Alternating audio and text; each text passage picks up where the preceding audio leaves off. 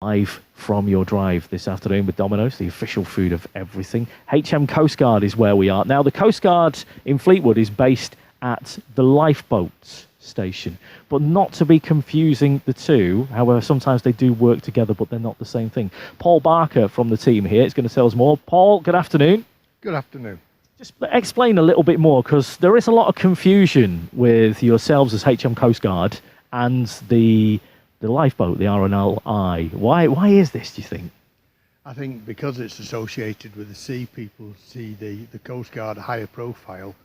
What actually happens is if there's an incident at sea or on the coastline, HM Coast Guard, which is actually the only national emergency service, you've got Lancashire Police, North West Ambulance Service, Lancashire Fire and Rescue, etc. But Coast Guard is national. The area control point, which is in Holyhead, would mobilise the Coast Guard team, and if they needed assistance from somebody in the water or a vessel in distress, they would page or they would request assistance from the lifeboat. So the lifeboat is a charity, RNLI is a charity, whereas Coast Guard is a government-funded agency.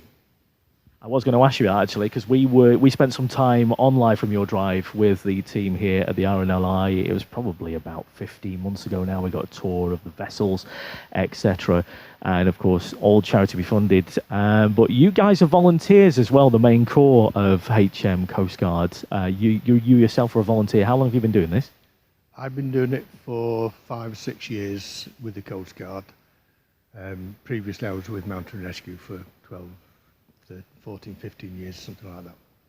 How much of your time do you give to the Coast Guard, Paul? That depends. It depends on July this month, an awful lot of time. Actually, the Fleetwood Coast Guard team is the busiest team in the country.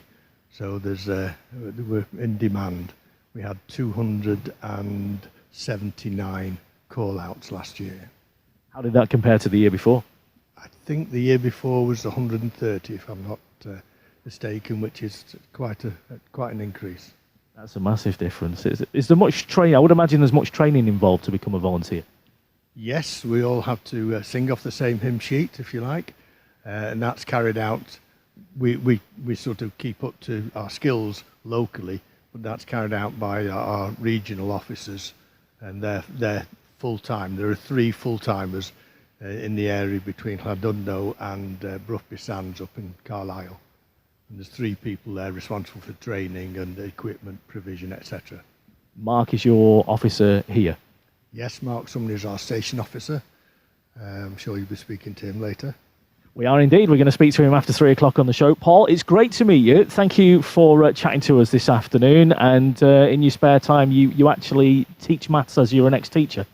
Yes, I used to be deputy head at Montgomery, and it's keeping active. It's good. Paul, thanks for talking to us. Have a great afternoon. Right, this is U2, and I still haven't found what I'm looking for. It's Radio Wave.